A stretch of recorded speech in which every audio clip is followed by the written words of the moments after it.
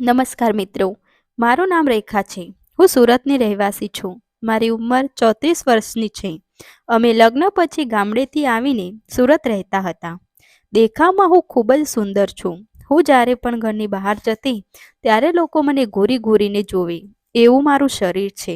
હું અને મારા પતિ ઘણા વર્ષોથી સુરત રહીએ છીએ. મારે એક બેબી છે જેનું નામ પલક છે. તે 7 વર્ષની છે. મારા પતિ દેખાવમાં ખૂબ જ શ્યામ વર્ણના છે. મારા લગ્ન મારી ઈચ્છા વિરુદ્ધ થયેલા છે, કેમ કે મારા પપ્પાને ત્યાં પહેલેથી જ રિવાજ હતો, જે મા બાપ છોકરો પસંદ કરે ત્યાં જ લગ્ન કરવા પડતા.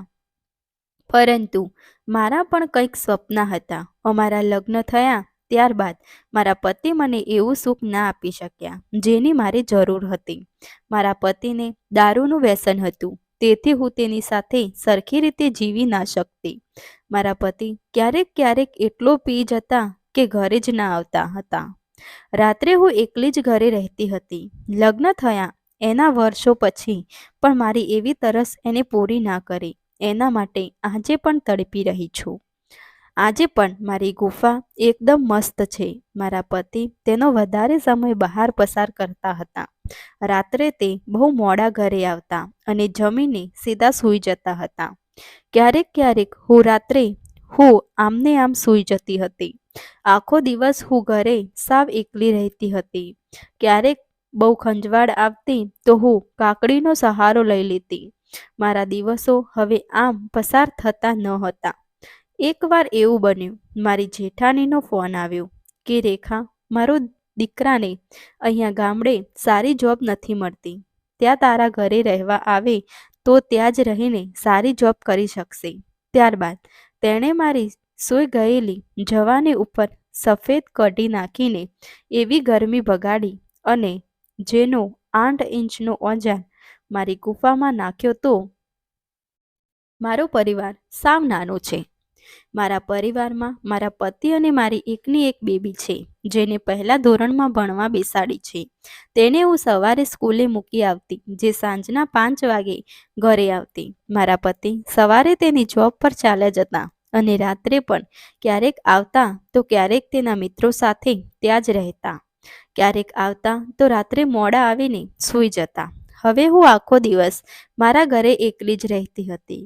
જ્યારે મારી બાળકી ઘરે હોય તો મારો સમય નીકળી જતો હતો, પણ હવે હું એકલી ટીવી જોતી અને પછી મારું કામ કરતી હતી. પણ હવે તમે જ વિચારો કે એક સ્ત્રી તેના પતિ વગર કેમ આટલી બધી રહી શકે.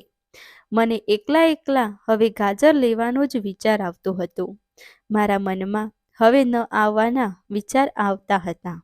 પણ હું શું કરતી? હું સાવ એકલી હતી અને મારો સમય પણ જતો ન હતો. તો એક દિવસ અચાનક મારી જેઠાણી અને તેમનો છોકરો આવ્યા. હું બહાર નાઇટી પહેરીને બેઠી હતી. તેનો છોકરો તો એકદમ સુંદર હતો.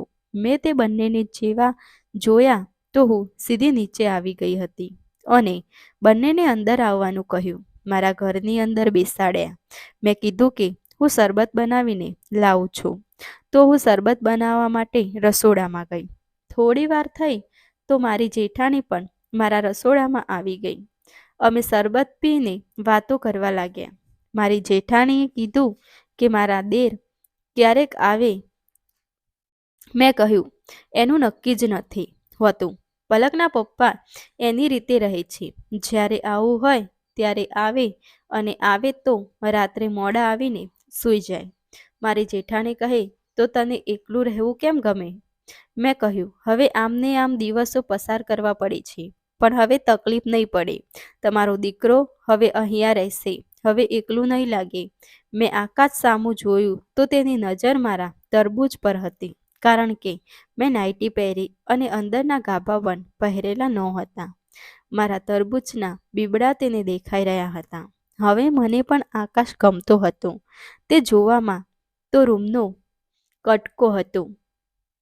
હવે મને લાગતું આકાશ જ એક છે જે મારી તિજોરીમાં એનું લાકડું નાખીને મારી ગુફાને શાંત કરી શકશે. હું વધારે વિચાર કરવા લાગતી. આમ પણ હું સાવ એકલી હતી. હું તેની તરફ ધ્યાનથી જોતી હતી.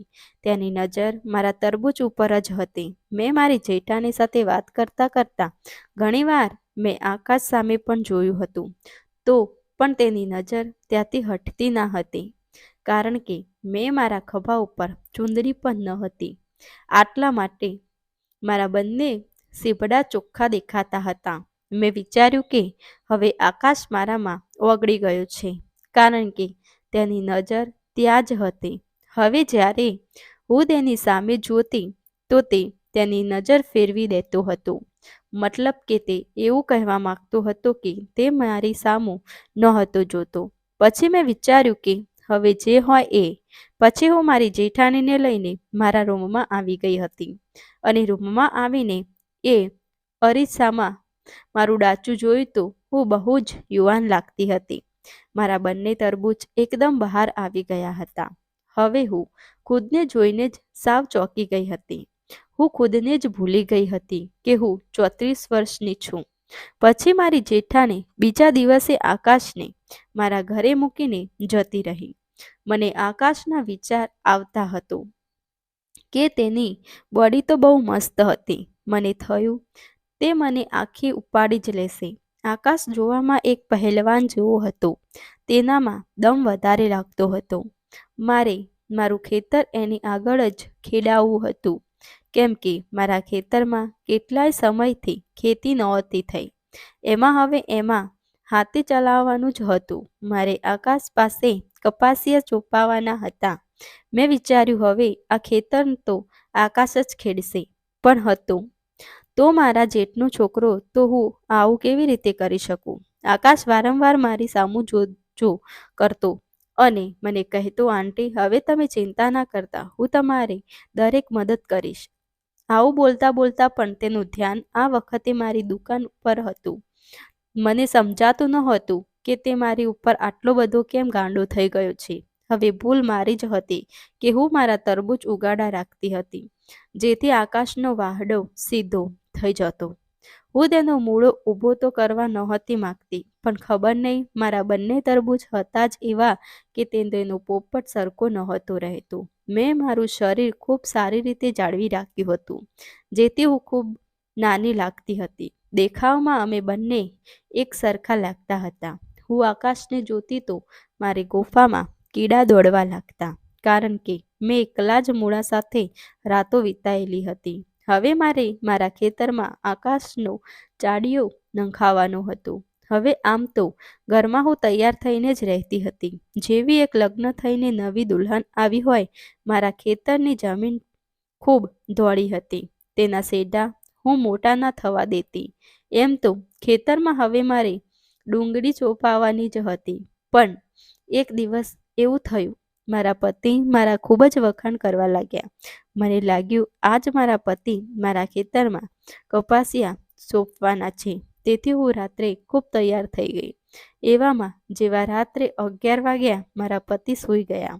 હવે મારે તો કરવું શું? આખી રાત હું ભૂખી રહી. હવે મારું ખેતર પાણીની તરસથી ઝંખી રહ્યું હતું. હવે મારે મોટા પાઇપની જરૂર હતી. હવે મને મારો પતિ ગમતું ન હતું. હું મારા ઘરમાં સાવ એકલી થઈ જતી હતી. એક દિવસ અમારે ત્યાં ખૂબ જ વરસાદ આવ્યો. મારા પતિનો રાત્રે ફોન આવ્યો કે આજે હું રાત્રે ઘરે નહીં આવું. વરસાદ રહેવાનું નામ લેતું ના હતું. વીજળીના કડાકા ભડાકા થઈ રહ્યા હતા. મારા પતિએ મને કહ્યું, આકાશને કહેજે ધ્યાન રાખે. હવે હું અને મારી દીકરી અને આકાશ ઘરે હતા. રાત થતાં જ હું ડરવા લાગી. મારી છોકરી સૂઈ ગઈ હતી. રાત્રે હું બહાર પાણી પીવા જતી હતી તો મને પગમાં ઠેસ આવી. એમાં મારાથી પડાઈ ગયું. હું જેવી પડી, આકાશ એના રૂમમાંથી સીધો મારી પાસે આવ્યો અને કહેવા લાગ્યો, શું થયું આંટી? મને ગોઠણમાં વાગ્યું છે. હવે મારાથી ચલાતું ના હતું. તો આકાશે મને તેડીને એની બેડરૂમમાં લઈ ગયો. હવે મને ગોઠણ દુખતા હતા. મેં આકાશને કીધું કે તું જરા મને તેલની માલિશ કરી આપીશ. આકાશ કહે, એમાં શું પૂછવાનું હોય આંટી, લો હું તેલ લેતા આવું.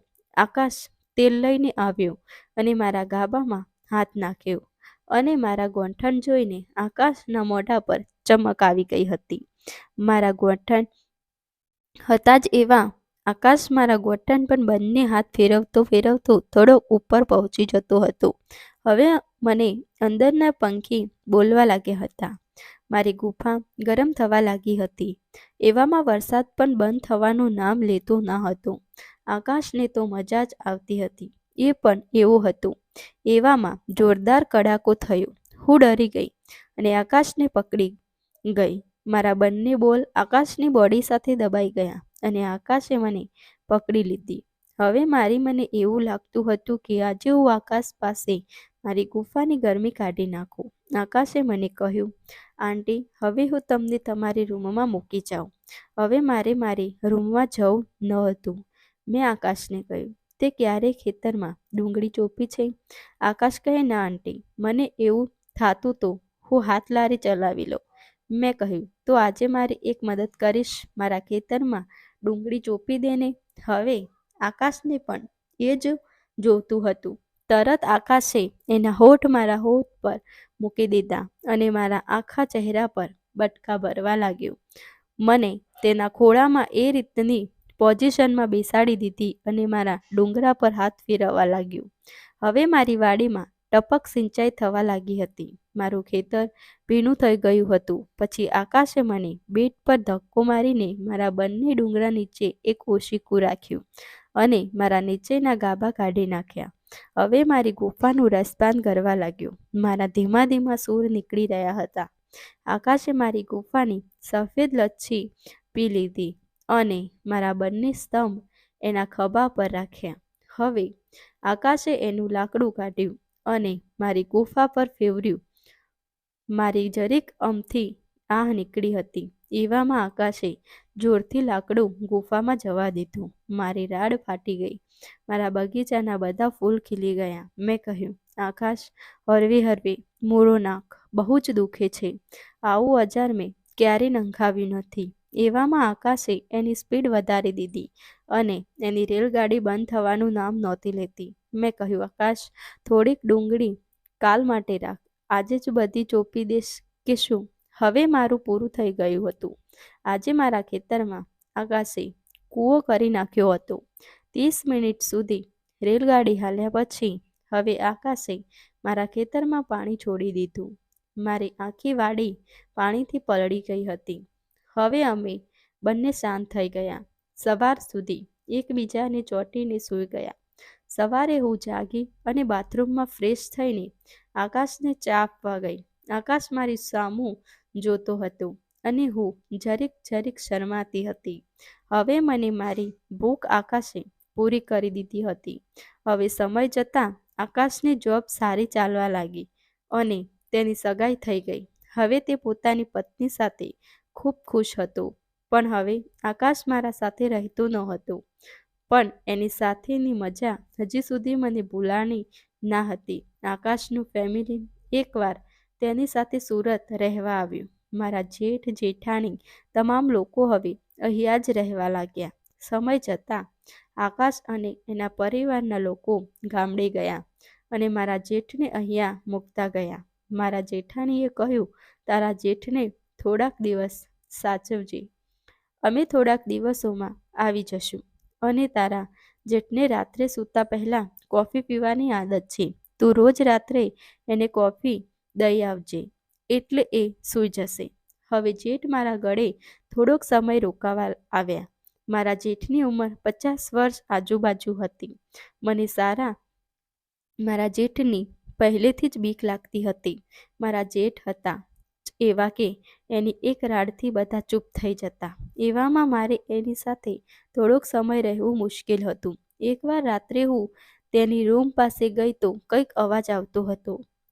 મેં એવું બારણું ખોલીને જોયું તો આગળનો વિડીયો જોવા માટે ચેનલને સબસ્ક્રાઈબ કરવાનું ભૂલતા નહીં. આભાર મિત્રો.